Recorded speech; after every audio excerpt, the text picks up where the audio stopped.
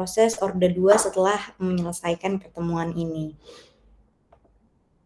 Oke, bisa dilihat ya sistem orde kedua ini dijelaskan oleh persamaan diferensial orde kedua yang menghubungkan variabel keluaran yaitu Y ya, ingat kalau variabel keluaran itu Y dengan variabel masukannya itu adalah X terhadap waktu. Waktunya ini adalah variabel bebas, di mana variabel masukan X ini biasanya ada perubahan input yang kemarin kita sudah pelajari, yaitu ada namanya forcing function ya. Jadi bisa dilihat ini merupakan persamaan dari fungsi transfer orde kedua. Nah yang ini itu merupakan bentuk standar sistem orde kedua. Jadi perlu teman-teman ketahui bahwa sebagian proses sistem orde kedua yang kita temui ini nantinya akan dihasilkan dari penambahan pengontrol ke proses orde pertama. Jadi biasanya sistem orde kedua ini adalah masukan juga dari orde pertama seperti itu. Nah, seperti yang sudah disebutkan tadi ya, jadi fungsi transfer orde kedua itu dapat muncul secara fisik setiap kali dua proses orde pertama. Jadi ada dua proses orde pertama yang dihubungkan secara seri ya. Misalnya ada dua proses pencampuran tangki pengaduk. Nah, masing-masingnya dengan fungsi transfer orde pertama yang menghubungkan fraksi massa masuk ke keluar. Nah, dapat dihubungkan secara fisik sehingga apa? Sehingga aliran tangki yang pertama yang digunakan sebagai aliran masuk tangki kedua. Jadi terhubung ya. Jadi di gambar satu ini yaitu mengilustrasikan adanya dua sistem orde 1 yang terhubung secara seri. Sehingga apa? Sehingga menghasilkan orde 2. Karena apa? Kenapa menghasilkan orde 2? Karena prosesnya kontinu, maka proses tersebut bisa disebut sistem yang memiliki orde kedua. Kemudian di sini ada juga kasus gitu ya, di sini di gambar ini bisa teman-teman lihat. Di sini ada kasus di mana ada dua tangki penyimpanan yang dihubungkan secara seri. Tetapi level cairan di tangki kedua ini tidak mempengaruhi level di tangki pertama. Maka untuk bentuk transfer function-nya adalah yang ini ya, di mana Y itu adalah, di mana yang kita tahu Y-nya itu adalah output dan U-nya adalah input. Kemudian di mana di sini K-nya itu adalah K1 dikalikan dengan K2 ya. Atau fungsi transfer proses orde kedua ini akan muncul setelah mentransformasikan model proses persamaan diferensial orde kedua seperti dua persamaan diferensial orde pertama yang digabungkan. Jadi simpelnya kayak ada dua persamaan diferensial orde pertama yang digabungkan sehingga menghasilkan sistem orde kedua seperti itu. Nah, ini adalah bentuk standar gitu ya, teman-teman. Ini adalah bentuk standar orde kedua. Di sini kalian perhatikan. Di sini ada G sama dengan K per tau kuadrat S kuadrat plus 2 zeta. Ini lambang zeta ya. Ini dibacanya zeta dikali tau dikali S plus 1. Di mana tau ini sama dengan waktu respon, K adalah proses gain atau steady state gain, zeta ini adalah koefisien redaman atau kita sebut juga dengan damping faktor. Nah, di sini kalian juga perlu tahu kalau misalkan di transfer orde kedua itu beda sama transfer orde pertama ya. Di mana di sini ada dua parameter ya. Ada dua parameter. Apa itu parameternya? Ada parameter tau dan juga ada parameter zeta ya. Tetapi kalau misalkan pas di transfer orde pertama kemarin, kita cuma menemukan parameter si tau saja gitu ya. Jadi untuk mengkarakterisasi dinamika sistem orde kedua diperlukan dua parameter gitu teman-teman, di mana ada parameter tau dan juga ada parameter zeta gitu. berbeda ya dengan hanya satu parameter saja untuk sistem order pertama, yaitu tau saja gitu. Nah, kemudian di sini ada steady state gain of process ya, atau K. K itu sama dengan Y2 min Y1 per U2 min U1. Nah, K itu apa sih? K itu adalah berapa besar gitu ya, berapa besar perubahan variabel keluaran tiap perubahan variabel masukan gitu simpelnya.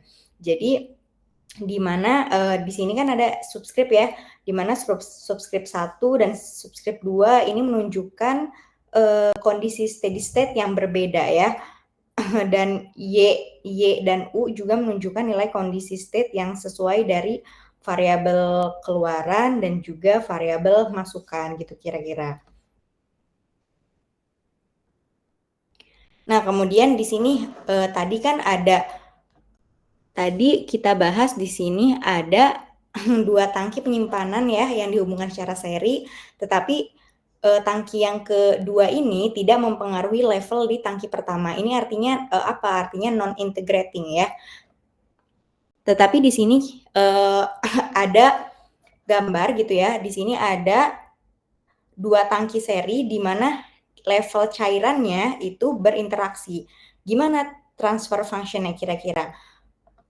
Jadi transfer functionnya kira-kira kalau misalkan kemarin kita udah belajar ya tentang satu tangki di order pertama. Kemarin kan kita dapat ya persamaan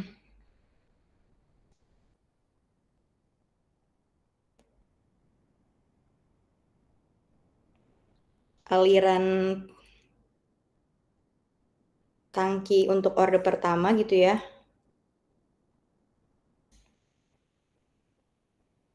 Orde 1 itu kemarin kan di soal pada pertemuan kita yang pertama kali itu Q sama dengan Q0 ya kalau nggak salah ya. Q0 sama dengan H per R gitu ya. Nah, di sini karena di sini ada aliran dari tangki 1 ke tangki 2, maka sehingga gitu ya, sehingga pada kasus ini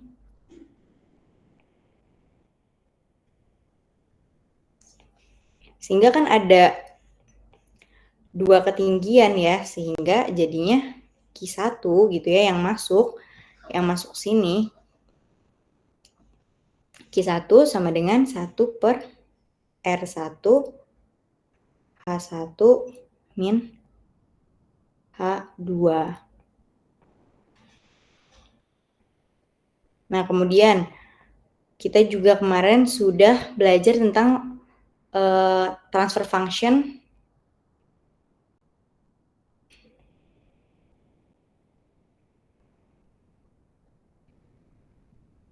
tangki 1. Tangki 1 ya, di mana ada apa? Ada HS per QS, di mana HS-nya itu kan kemarin R. Di pertemuan 1 ya, teman-teman bisa lihat lagi catatannya ARS plus 1 ya. Nah, transfer function untuk tangki 1 pas di studi kasus pertama ini kayak gini. Nah, kira-kira kalau misalkan tangki seri seperti apa? Tangki seri berarti dia punya resisten 1 dan punya resisten yang kedua gitu ya. Sehingga untuk tangki seri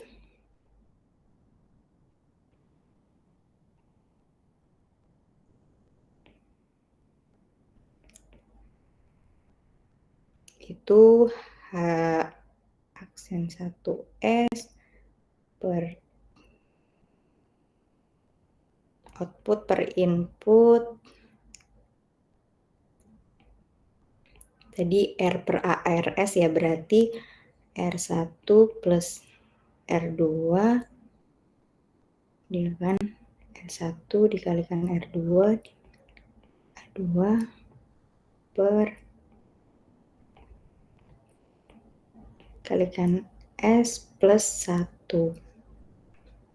Kemudian output inputnya itu adalah R1 dikalikan R2 dikali A1 kalikan R2 S kuadrat plus R2 dikalikan A2 plus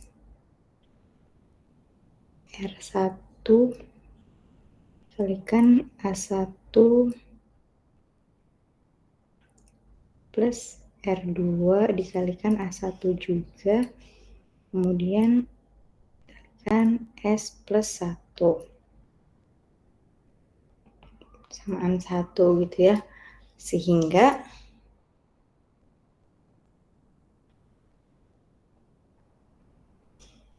bisa kita sederhanakan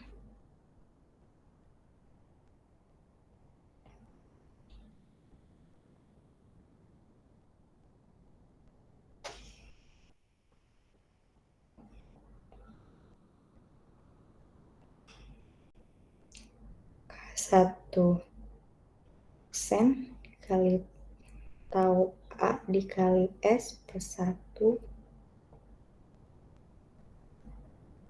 tau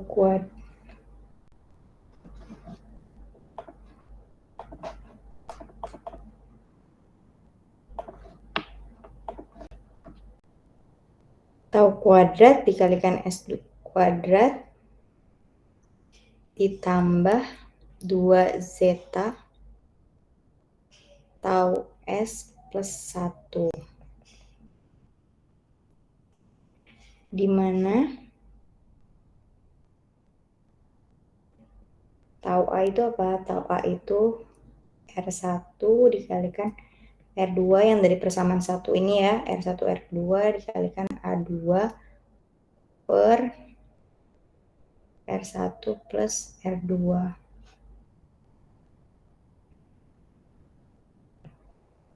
Kemudian K-nya kalau di sini itu adalah K1 plus K2.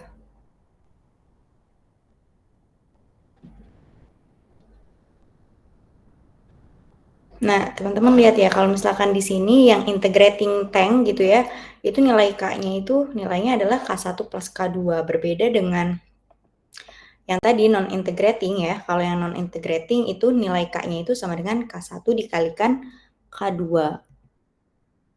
Kemudian setelah itu, sehingga transfer function-nya apa? Sehingga transfer function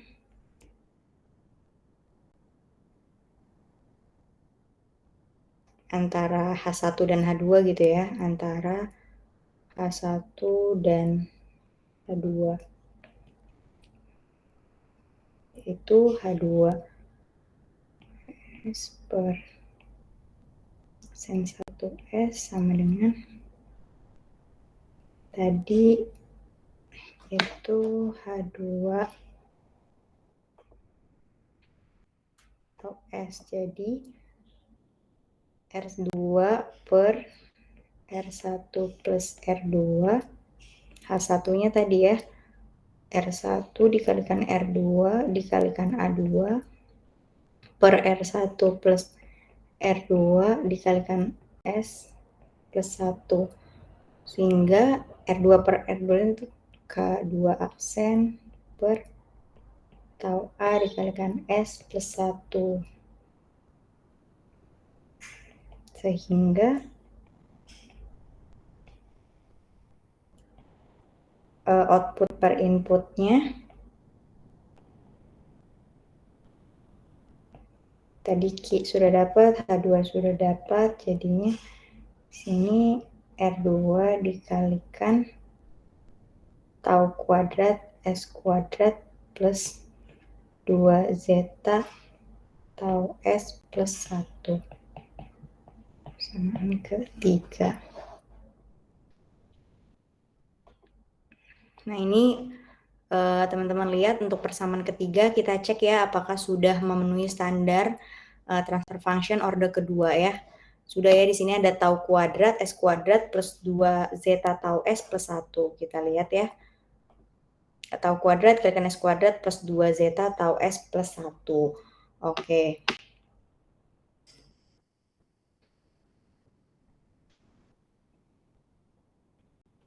Lalu selanjutnya yaitu tadi kan kita tahu ya kalau misalnya ada beberapa parameter, yaitu salah satunya adalah nilai zeta ya, atau yang dinamakan koefisien redaman atau damping koefisien atau damping faktor.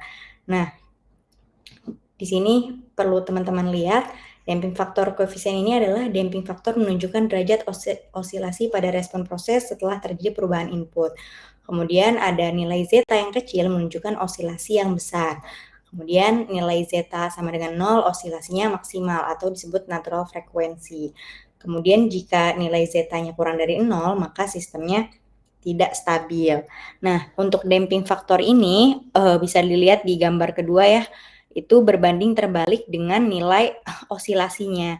Osilasi itu apa, Bu? Osilasi itu berbentuk gelombang kayak gini ya, berbentuk gelombang yang merupakan respon dari sistem orde kedua. Jadi osilasi ini merupakan respon dari sistem orde kedua. Nah, osilasi ini akan besar gitu ya terjadi karena apa? Karena redamannya kecil atau karena si nilai zetanya itu kecil gitu ya. Nah, ini bisa dilihat ada banyak grafik osilasi dengan nilai zeta yang berbeda-beda ya.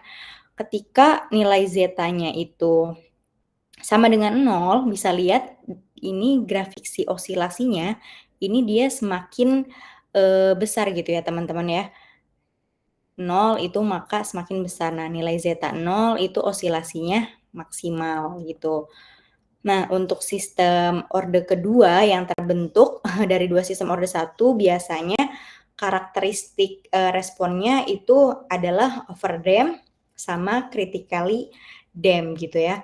Nah, di sini perlu teman-teman ketahui kalau misalkan di karakteristik respon untuk transfer function order kedua, kita bakal kenal dengan karakteristik respon.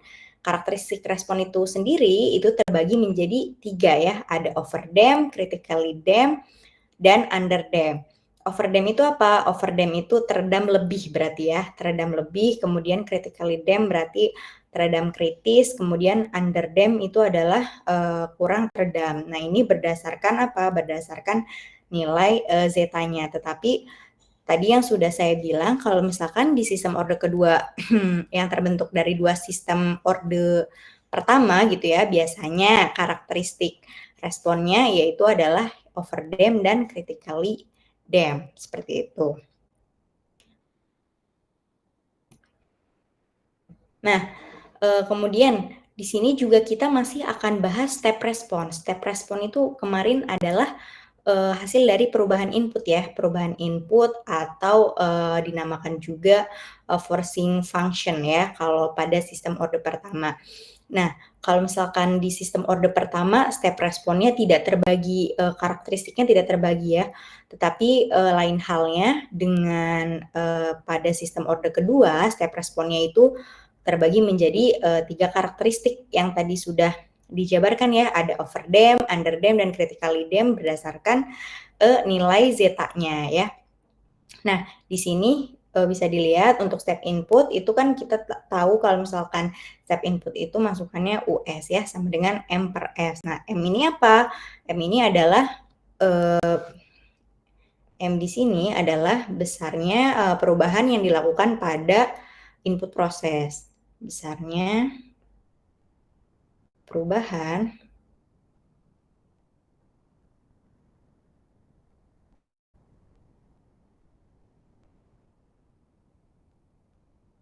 yang dilakukan pada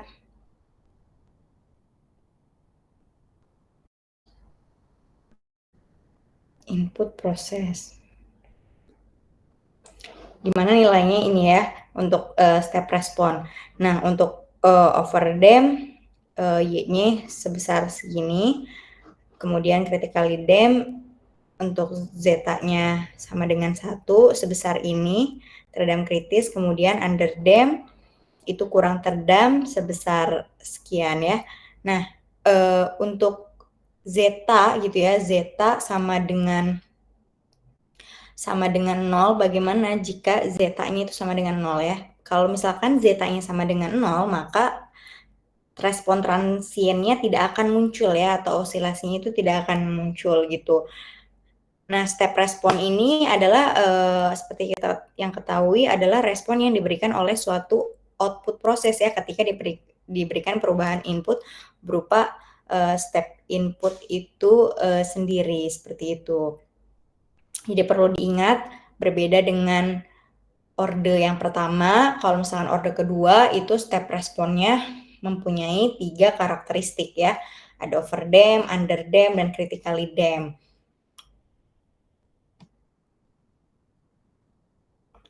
Oke, kita lihat di sini ya. Di gambar ini ada 2 bentuk karakteristik gitu ya. Ada A dan B, di mana A itu adalah underdamp dan yang B ini adalah ada critically damp dan overdamp ya. Jadi di sini ada bentuk karakteristik dari respon orde 2, bagaimana respon dari output itu pada orde 2 apabila dikenai perubahan input. Nah, untuk 2 gambar ini menunjukkan orde 2 di mana kita lihat ya di gambar A terlebih dahulu. Kita lihat di gambar A. Di gambar A untuk A ini adalah underdamp ya. Di underdamp di sini yaitu nilai zeta-nya itu kecil ya, nilai zeta-nya kecil untuk mencapai untuk mencapai proses steady state butuh apa? Butuh waktu yang lama ya. Kita lihat nih, zeta-nya 0,2 dia untuk mencapai proses steady state-nya dia butuh waktu yang lama. Jadi apa? Jadi grafiknya itu tidak stabil ya. Berbeda dengan nilai zeta-nya yang 0,8. Zeta yang memiliki nilai 0,8 itu apa? Lebih cepat gitu ya, lebih cepat untuk mencapai kondisi steady state yang lebih baru.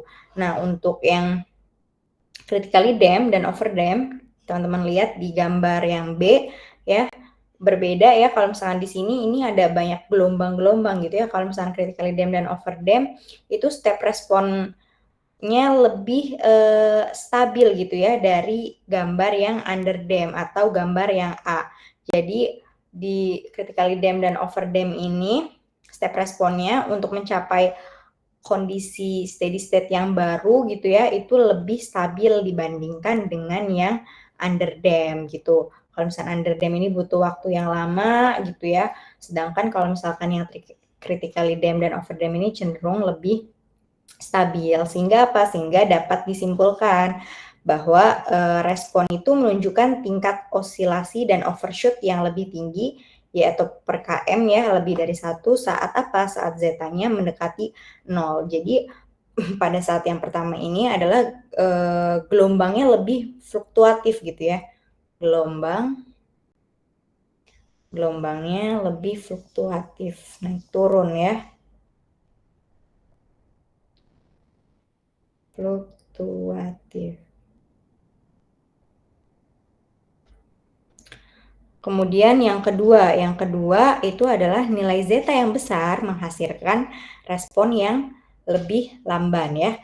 Teman-teman lihat ya, nilai zeta yang besar gitu ya, itu menghasilkan respon yang lamban. Lihat di grafik B ya, lihat di grafik B, nilai zeta yang 3 itu cenderung lebih lambat dari nilai zeta yang pertama gitu ya.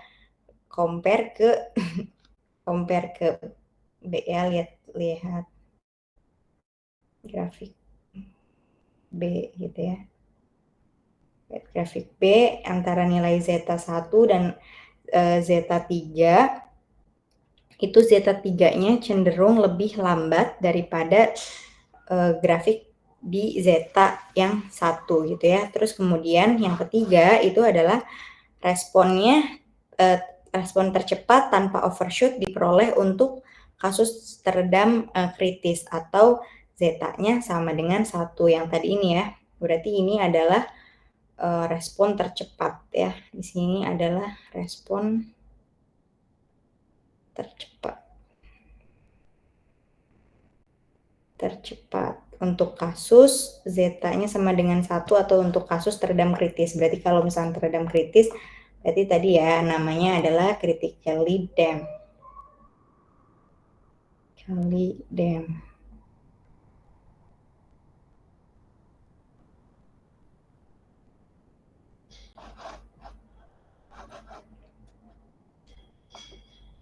Nah, kemudian di sini kita masih belajar nih karakteristik step respon pada proses under dam gitu ya.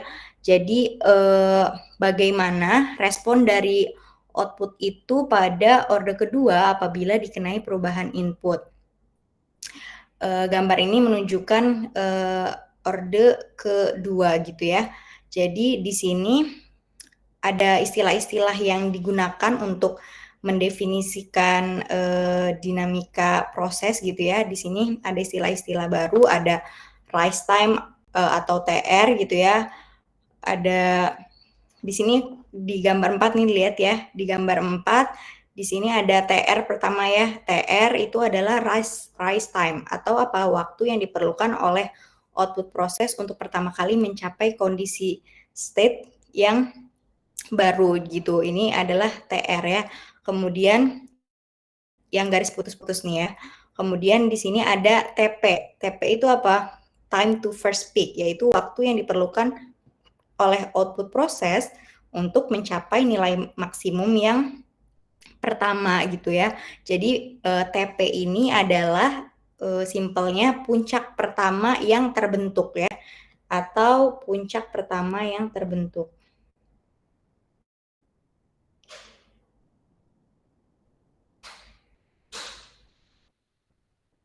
Yang terbentuk.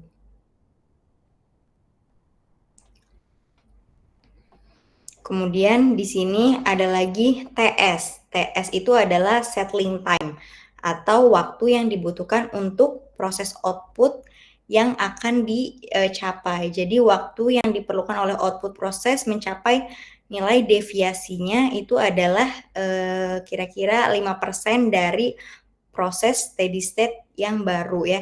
Jadi ini kan TS, ini TS ya. Kalau misalkan proses deviasi itu yang ini biasanya ya, deviasi. Ini adalah deviasi.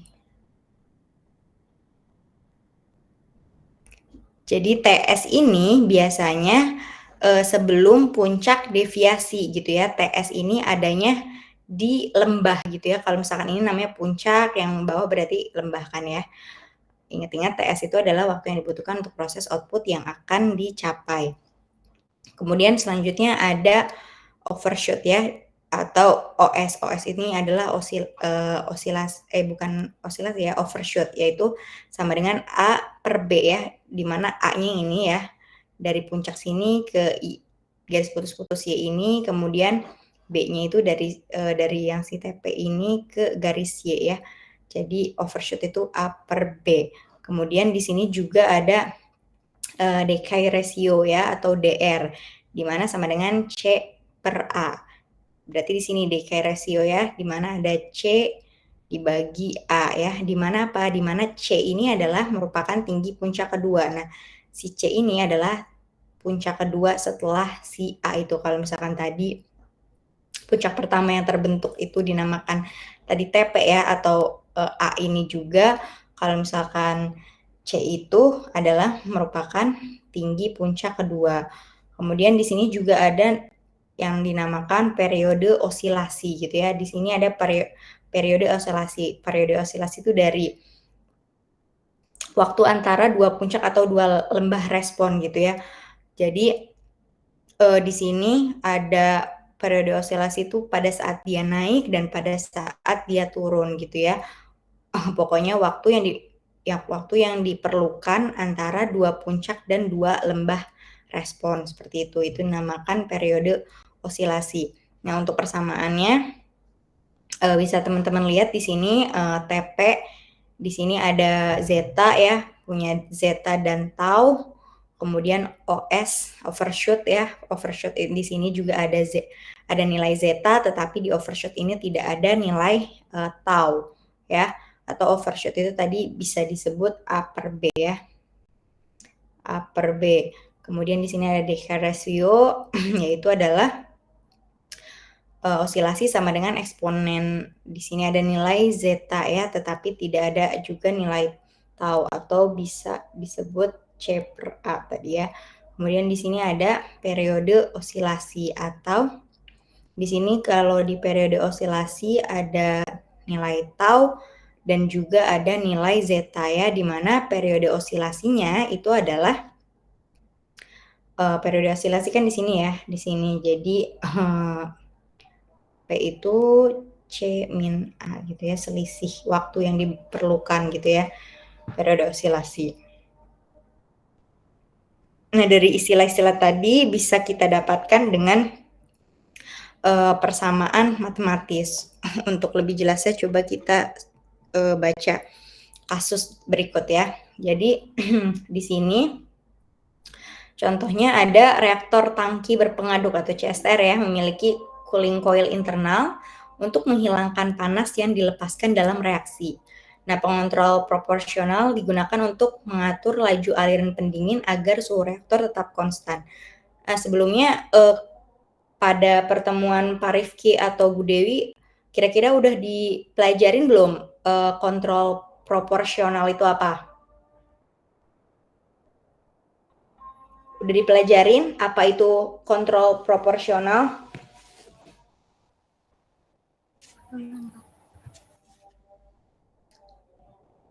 Sudah dipelajari?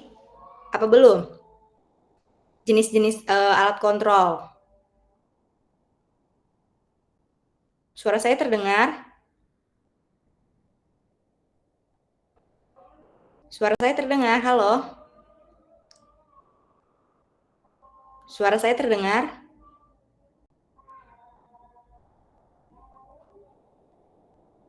Terdengar, Bu. Iya, kira-kira kemarin udah dipelajarin belum sama Pak Rifki sama Bu Dewi?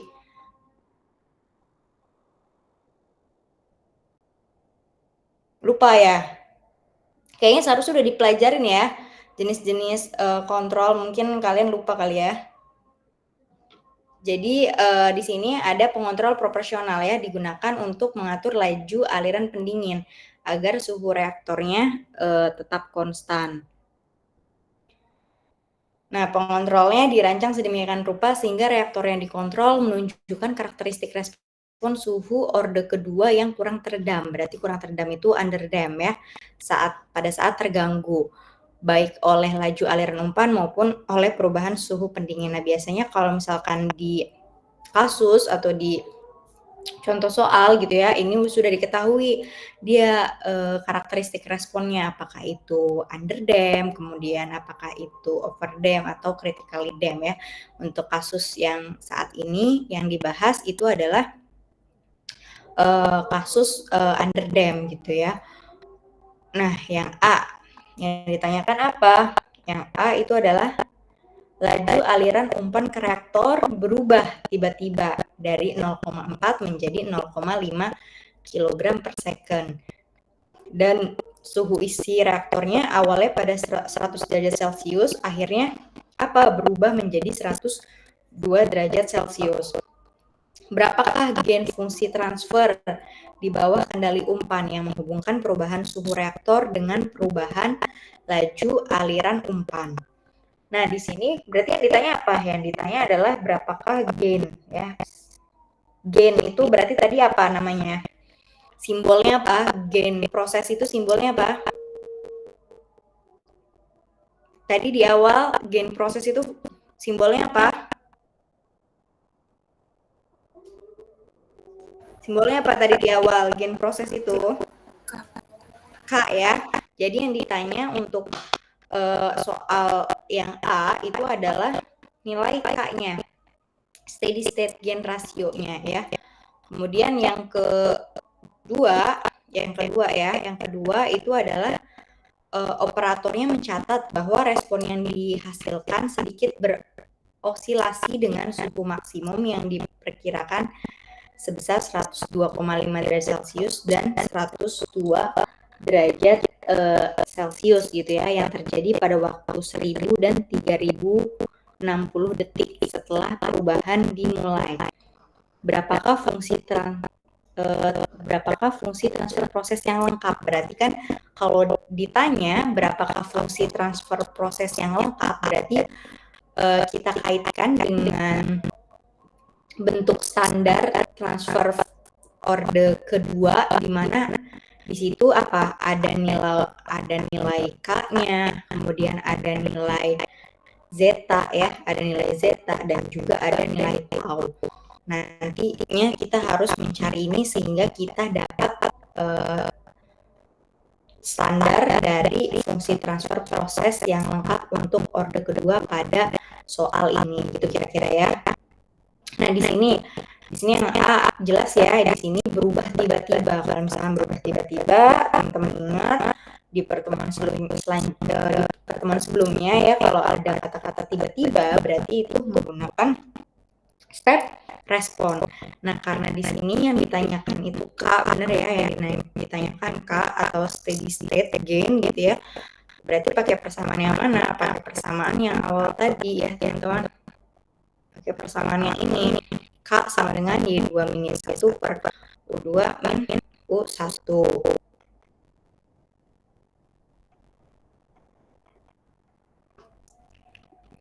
Jadi kita selesaikan dulu soal yang A ya. Yang ditanya itu K-nya. K-nya berapa? Atau steady state gain ratio ya.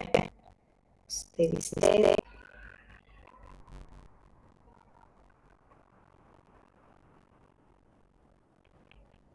tadi kita punya persamaan K-nya itu sama dengan Y2 itu ya, subscriptnya Y2 min Y Y2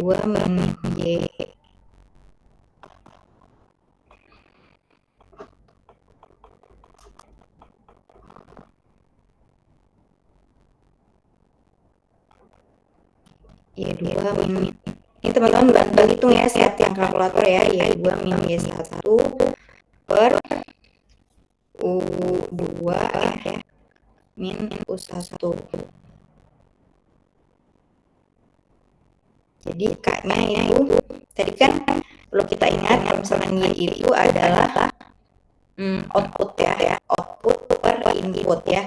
Jadi yang ditanya itu adalah rasio perubahan suhu. Yang ditanya itu adalah rasio perubahan suhu reaktor dengan perubahan laju alir umpan. Jadi yang gangguannya mana? Gangguannya itu perubahan laju alir umpan ya. Jadi perubahan laju alir umpan itu adalah si gangguannya. Gangguan itu kan biasanya ada di input ya. Sehingga tadi yang atas ini adalah si suhunya, yang bawah ini inputnya itu adalah perubahan laju alir umpannya ya. Tadi kita suhunya berapa, dari 100 akhirnya berubah menjadi 102 gitu ya. Jadi 102 derajat Celcius dikurangi 100 derajat Celcius per, kemudian U2 nya itu awal tiba-tiba dari 0,4 kg per second menjadi 0,5 kg per second gitu ya, si laju alir umpannya yang berubah. Jadi selisihnya itu 0,5 kg per second dikurangi 0,4 kg per second. Berapa teman-teman jawabannya? 20 ya, 20 derajat Celcius kilogram per second. Jadi nantinya di sini diperoleh rasio perubahan suhu terhadap perubahan laju alir umpan atau si gangguannya itu ya, diperoleh rasio perubahan suhu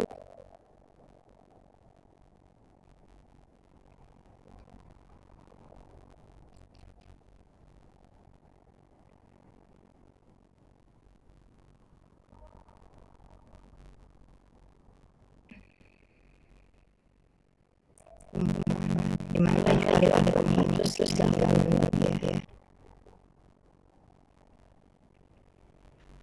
Kemudian setelah itu pertanyaan selanjutnya ya, B ya. B itu ditanya CC nilai Z-nya, kemudian nilai taunya, kemudian dia kan sudah didapatkan dari yang di soal A ini ya, sebesar 20 derajat Celcius kilogram per second. Nah, di sini diketahui respon yang dihasilkan sedikit berosilasi. Artinya apa tuh kalau misalkan dikit-dikit berosilasi?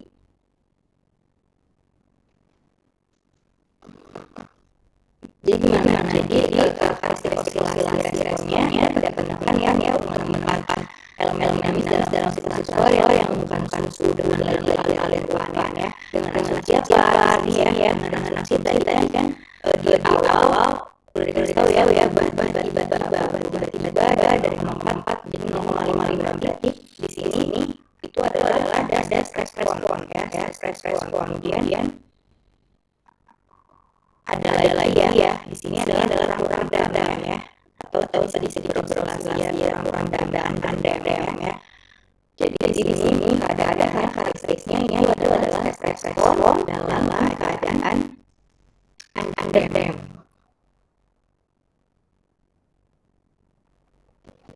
Jadi di sini adalah stress respon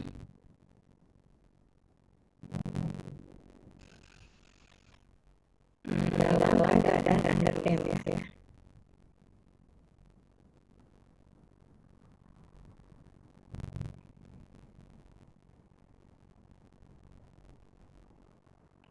Nah kira-kira karena ini kan step dalam keadaan tandem ya, kemudian setelah itu yang dia ditanya kan nilai-nilai zeta dan nilai tau. Kita caranya kayak gimana? Pakai persamaan yang mana? Kalau misalnya ditanya nilai zeta dan nilai tau ya. Kira-kira yang dipakai persamaan yang mana? Kalau kita lihat ini yang ditanya itu adalah nilai zeta dan nilai tau ya. Kira-kira yang mana? Ada yang jawab untuk cari nilai zeta dan taunya bisa dicari pakai yang mana? Yang mana? TP.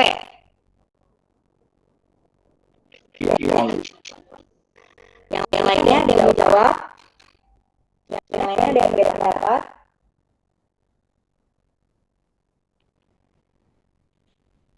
Yang lainnya?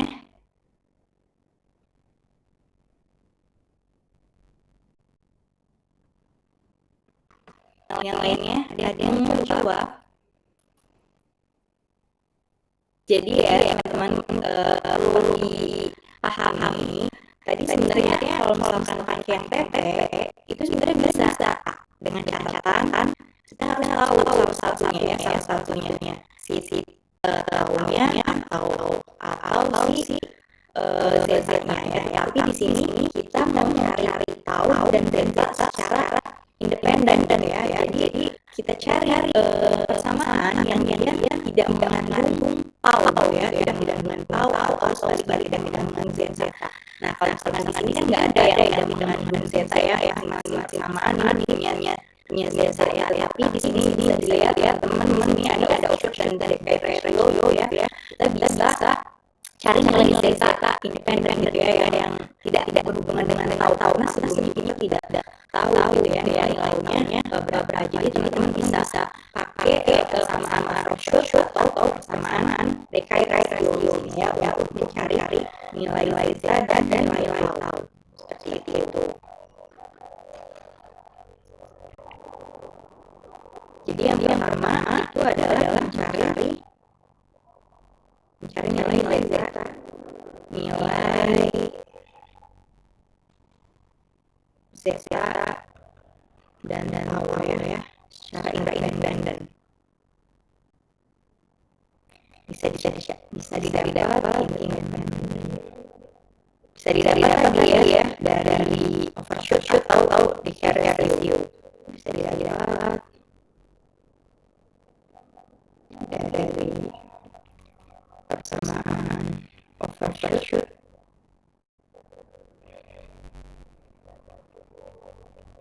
atau ratio. Tadi persamaannya OS ya, S sama dengan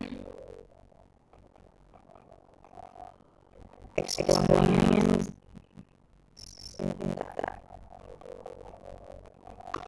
OS sama dengan eksponen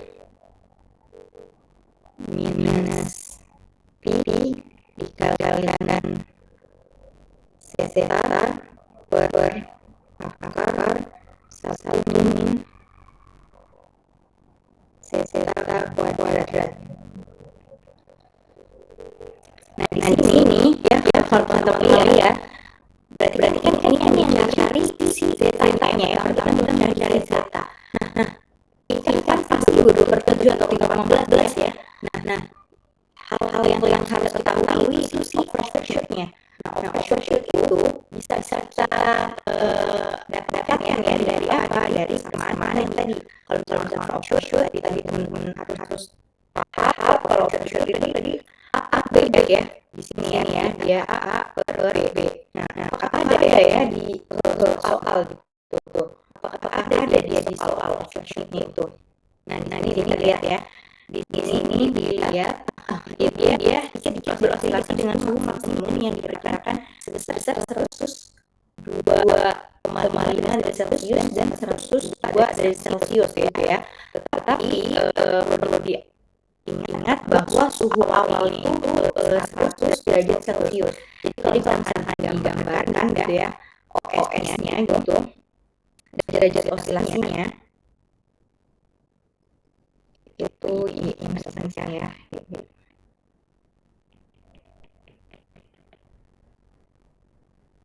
itu gambarnya berarti ini. Jadi kan di sini yang atas itu A ya, ini A, yang ini B ya. Jadi tadi kan itu 102 ya 102 mulainya dari 100 kemudian naik jadi 102 kemudian 100,5 ya. Jadi kondisinya seperti apa? Kondisinya seperti ini. Jadi ini ada 100 gitu ya, 100 derajat Celcius, kemudian di sini ada 102 di akarnya ya.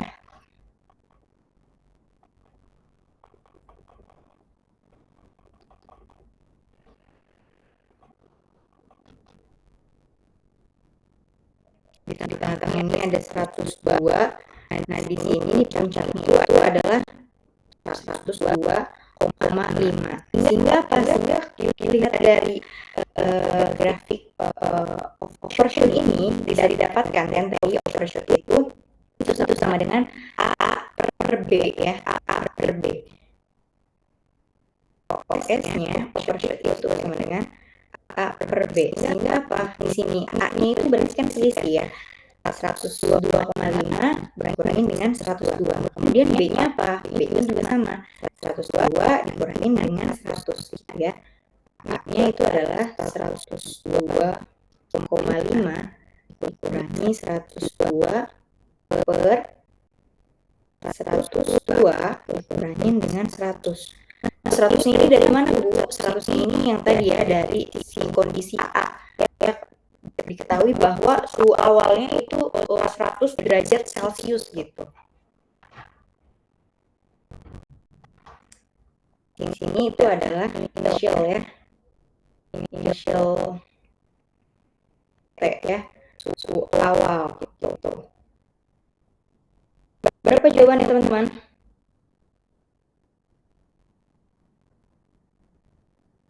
Berapa jawabannya? Overshoot-nya? OS-nya? 0,25 Bu. 0,25 ya, 0,25 atau sekitar 25%. Gitu. Nah, sehingga di sini kita bisa dapat ya si nilai zeta-nya ini kita masukkan ya.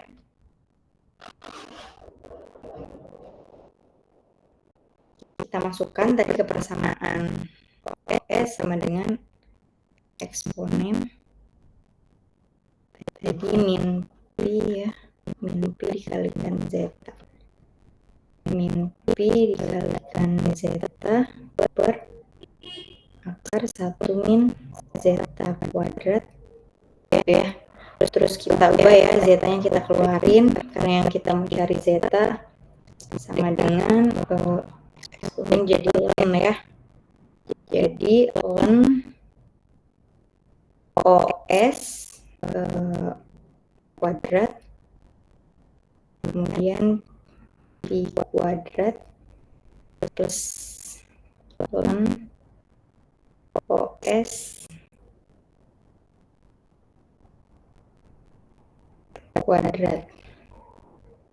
Ya, jadi akar ln OS tadi 0,25 ya. 0,25 kuadrat per 22/7 ya. Atau 3,14 plus ln 0,25 kuadrat. Ini akarnya sampai bawah ya. Sorry.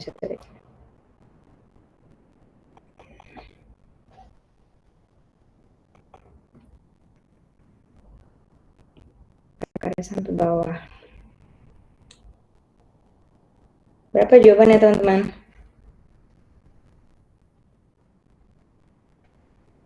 Boleh bantu hitung?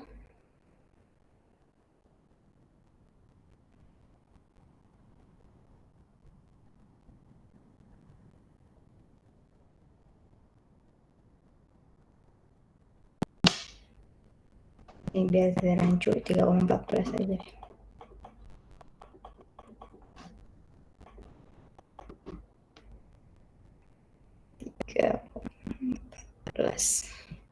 Kuadrat.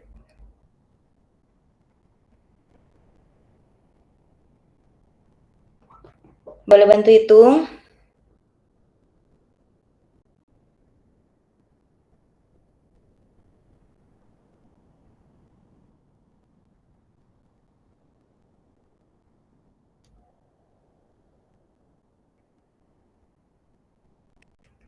Berapa jawabannya?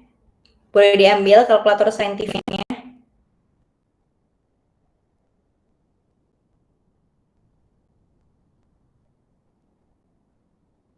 0,43 Bu. 0,43 0,403 ya. Nah, kita bulatkan jadi 0,4 gitu ya. Jadi kita udah dapatkan nilai zeta-nya ya. Nilai zeta-nya itu adalah 0,4 atau damping faktor tadi ya. Damping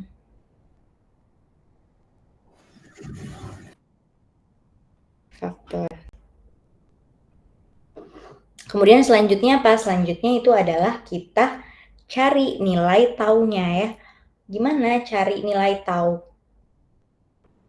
Gimana cari nilai tau ya? Cari nilai tau, kan ini cari nilai tau ya, kita bisa pakai persamaan TP. Tapi di sini itu tadi juga diketahui ya, A per B-nya itu bisa juga kita pakai, tetapi di sini adalah lebih, di sini lihat ya soalnya.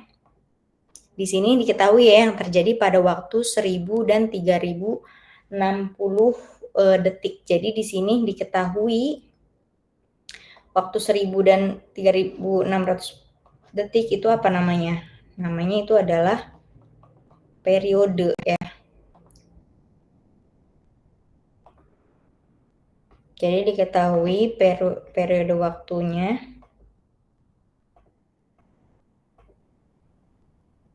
sudah tidak muat ya.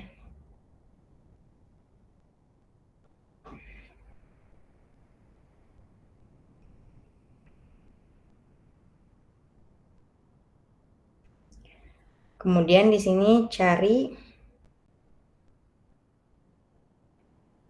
nilai tau ya, nilai tau. Berarti tadi diketahui waktu ya, diketahui tadi ada waktu antara dua puncak. Antara dua puncak atau lembah gitu ya. Dua puncak atau lembah respon. Atau P tadi ya, waktunya tadi diketahui.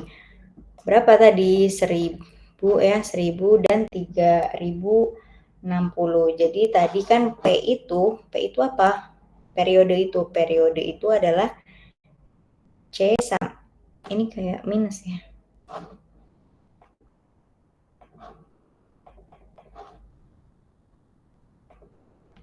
Di sini P itu sama dengan C dikurangin A. Jadi periode ke terakhir dikurangi periode periode awal C min A.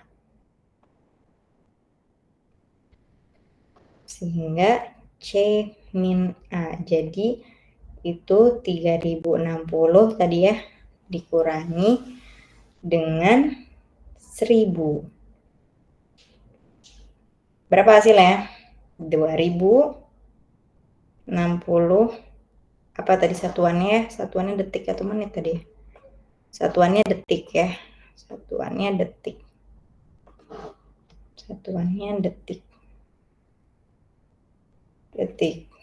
Nah, sehingga kita masukkan ya, kan tadi P sama dengan C min A. Kan kita mau cari si nilai taunya ya, nilai taunya. Berarti pakai rumus 2 pi tau per 1 min zeta kuadrat. Tadi 2 pi ya.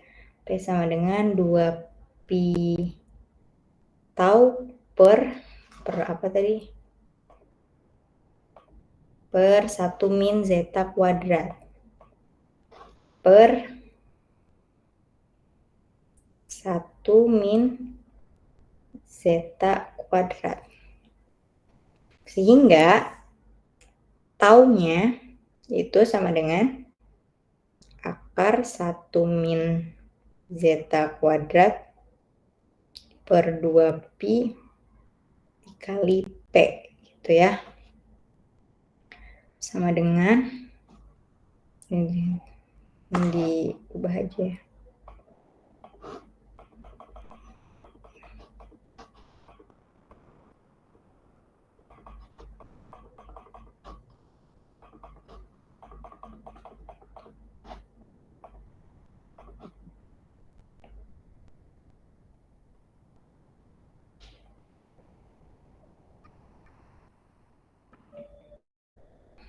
Sehingga nilainya itu adalah akar 1 min 0,4 ya, tadi 0,4 nilai zeta-nya tadi sudah kita hitung, 0,4 kuadrat per 2 dikalikan 3,14, P-nya tadi ya ini 2060 ya.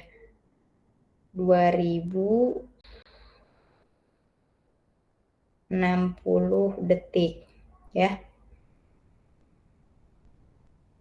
Nah, untuk zeta ini dia nggak ada satuan ya teman-teman. Kalau misalkan tahu itu kan waktu ya, jadi ada satuannya. Nah, dapatnya berapa? Dapatnya berapa teman-teman?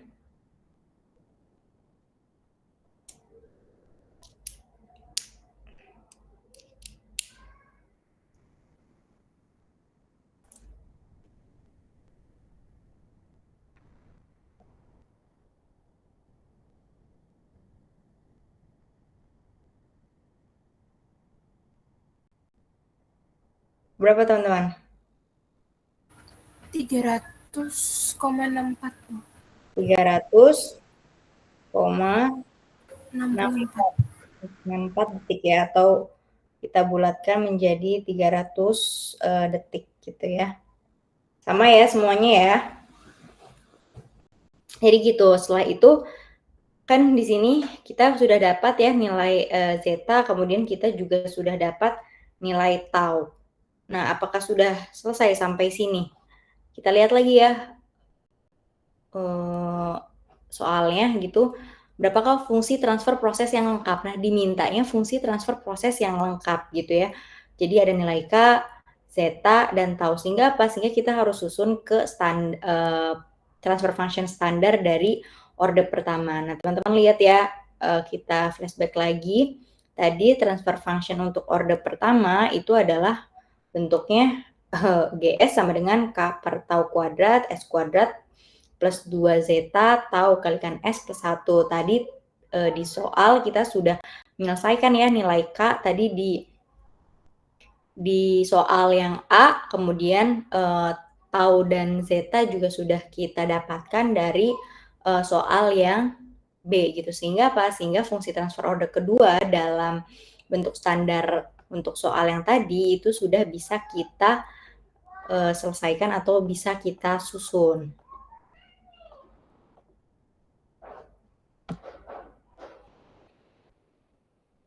Terus selanjutnya kita menyusun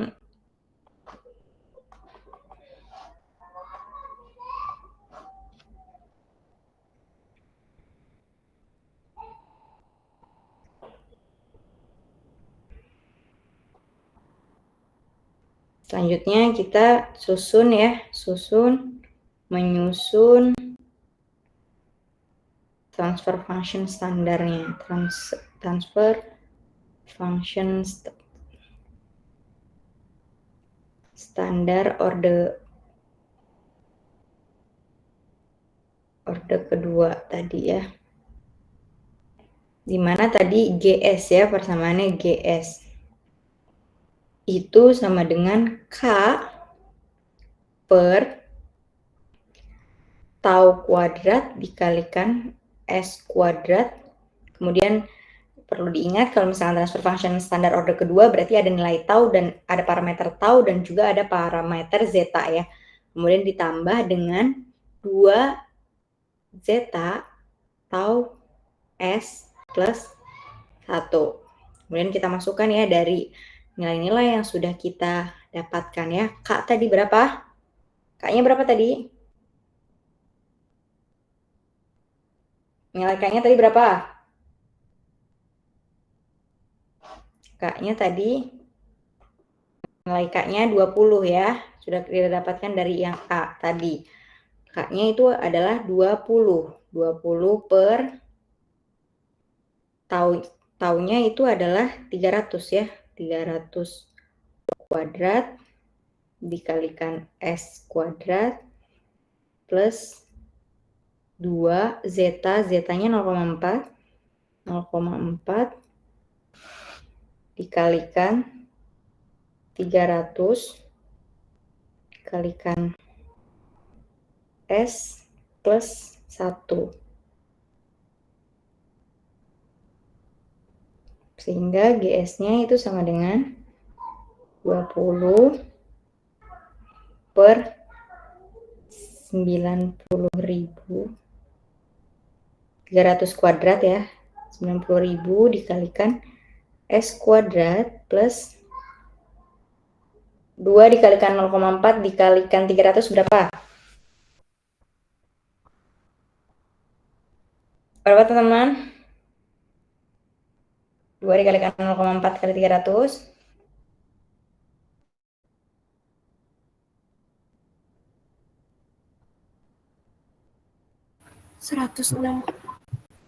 Berapa? 2 dikali 0,4 kali 300. 240. 240 ya.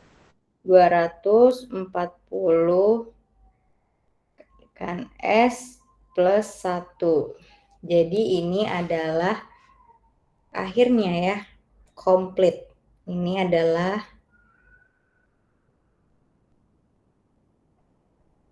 bentuk standar. Tadi transfer function order kedua.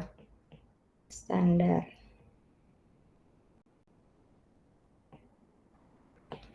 Sehingga tadi pertanyaannya itu sudah dijawab ya. Fungsi transfer proses yang lengkap. Sudah lengkap ya, bentuk standar. Sudah lengkap. Solve. Gitu teman-teman, untuk mencari transfer function standar orde kedua.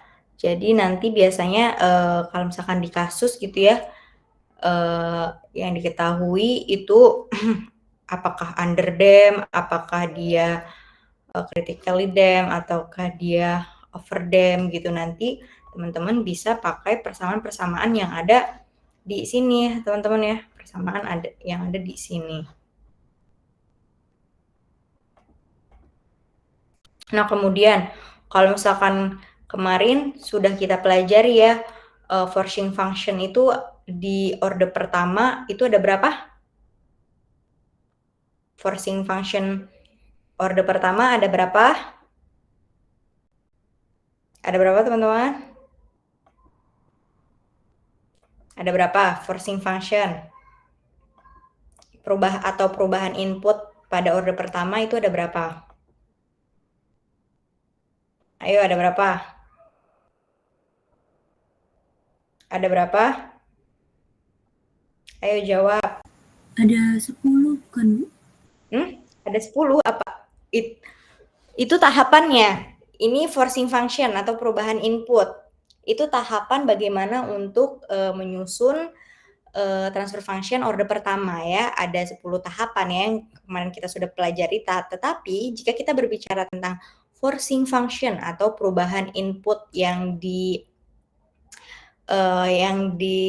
terapkan pada sistem order pertama itu ada berapa? Ada 4, Bu. Iya, ada apa aja? Yang pertama itu ada step function, terus ramp function, terus eksponensial, sama yang terakhir itu sinusoidal. Oke, itu ada 4 ya. Tetapi teman-teman lihat ini ya, kalau misalkan di orde kedua itu kita punya dua respon gitu ya. Kita hanya punya 2 respon, di mana ada step respon dan kita juga punya sinusoidal respon. Nah, untuk sinusoidal respon itu masih sama kayak yang orde pertama kemarin ya, di mana untuk input sinusoidal itu adalah asin omega T gitu ya. Ini untuk inputnya. Nah, untuk step respon juga sama. Itu kayak orde pertama ya, perubahan input awalnya. Itu adalah U ya, US. Itu untuk step respon. Kalau misalkan untuk sinusoidal, itu adalah inputnya itu adalah asin WT gitu. Nah, teman-teman bisa lihat di sini itu ada persamaan-persamaan lainnya untuk sinusoidal respon. Nah, untuk di sinusoidal respon ini dia berbeda dengan step respon ya. Kalau misalkan di step respon orde kedua itu kita punya beberapa karakteristik gitu ya. Beberapa karakteristik respon, ada overdamp, critically damp, sama underdamp. Tetapi untuk sinusoidal respon gitu kita nggak punya karakteristik gitu ya, nggak punya karakteristik overdamp, critically, sama under kayak merujuk pada orde pertama gitu ya. Orde pertama, di mana orde pertama itu tidak punya karakteristik respons. Nah, khususnya itu cuma pada step respon orde kedua yang memiliki karakteristik respon seperti itu teman-teman. Jadi kalau misalkan nanti diketahui sinusoidal respon, kalau misalkan ada kasus gitu ya, misalkan ada kasus sinusoidal respon gitu yang ditanyakan, sudah dipastikan dia tidak ada kondisi overdampnya, critically dampnya, dan underdampnya gitu. Jadi hanya ini saja persamaan yang digunakan untuk sinusoidal respon, seperti itu, sama halnya pada orde pertama. Oke, kesimpulan dari materi kita hari ini gitu ya. Jadi dari istilah-istilah tadi yang bisa didapatkan dengan persamaan matematis ya. Jadi pertemuan ini apa? Pertemuan ini tuh lebih menekankan gitu ya teman-teman.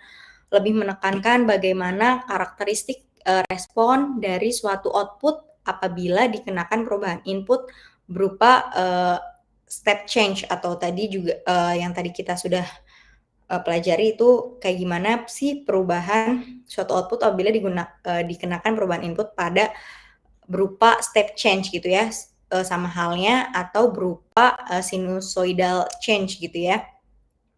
Tadi persamaannya sudah saya berikan ya, setidaknya sudah ada gambaran terkait persamaannya. Nah, kesimpulannya yaitu adalah fungsi transfer itu dapat digunakan untuk memperoleh respon keluaran terhadap semua jenis perubahan masukan. Kemudian juga jika suatu proses dapat dimodelkan sebagai fungsi transfer order pertama atau kedua, respon proses terhadap setiap perubahan masukan standar dapat ditemukan secara analitis atau menggunakan perangkat lunak komputer. Nah, di sini bisa pakai MATLAB ya. Teman-teman udah belajar MATLAB belum? Udah belajar MATLAB belum ya teman-teman ya?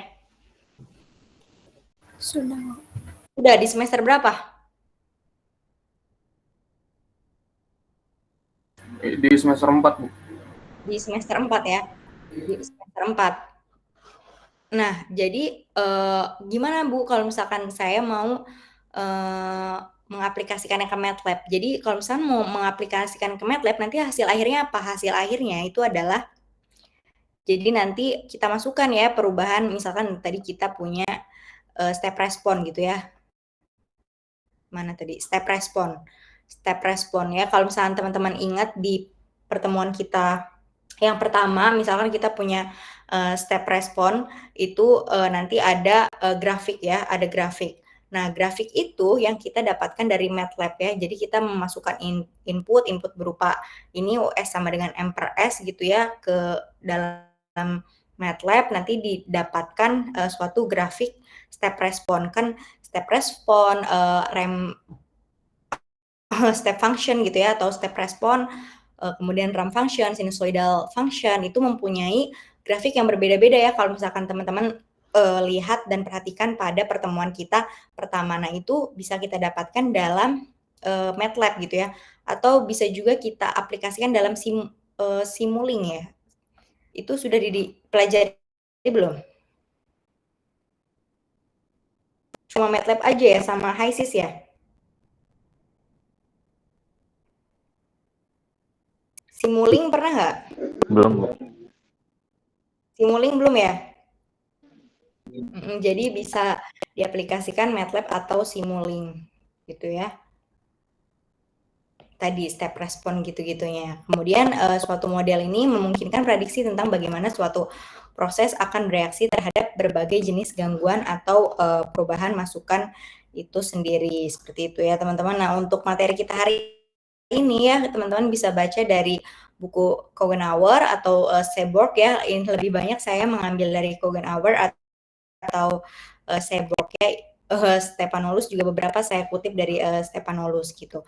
Nah, untuk pertemuan kita hari ini, apakah ada yang ingin ditanyakan sebelum kita absen kembali? Apakah ada yang ingin ditanyakan? Cukup jelas atau kurang jelas atau pusing? Pusing ya? Gimana? Ada yang ingin ditanyakan? Cukup? Cukup? Cukup, Bu. Cukup, Cukup Bu. ya? Oke. Oke. Oke, jika cukup demikian pertemuan sebelum UAS. Nanti ada saya dengan Bu Dewi ya yang akan mendengarkan teman-teman presentasi dari tugas besar teman-teman gitu. Jadi untuk ketua kelas belum mengirimkan list ini ya, list kelompok saya untuk RA, RB, RC. Ketua kelas harap mengirimkan itunya, apa namanya, daftar kelompoknya ya ke saya ya, agar saya dan Bu Dewi bisa menjadwalkan untuk presentasinya, seperti itu. Oke, demikian pertemuan kita malam ini. Kita absen terlebih dahulu ya.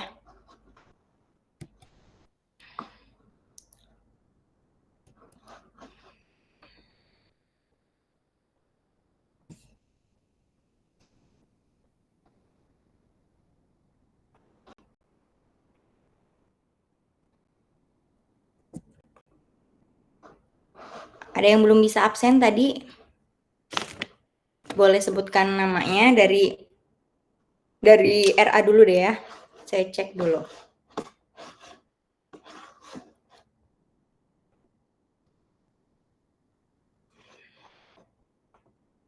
Dari RA.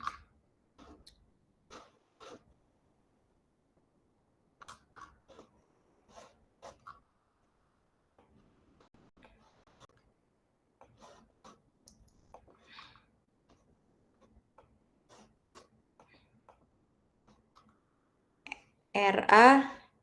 Siapa yang belum absen? RA bisa sebutkan nama? Cahya. Iya Bu, Cahya Rahmawati. Oke, selain Cahya bisa raise hand? Ada lagi selain Cahya? Untuk RA? Sudah ya, Cahya saja ya, RA ya. Oke, kita move ke RB.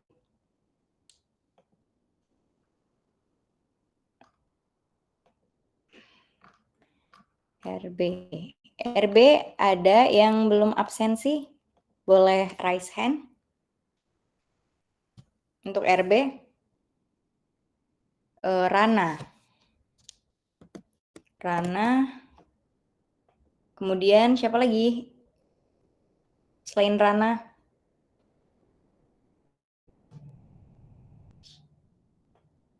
Siapa nih RC selain Rana ini? Bagus. RB. Bagus RB atau RC ya? RB, Bu. RB. Namanya RC tapi di sini. Belum diganti nickname-nya, Bu. Oke, Bagus sama Rana aja ya di RB. Oke, kita move ke RC ya. Untuk RC bisa raise hand. Siapa yang belum raise hand? Immanuel Sinambela. Selain Immanuel,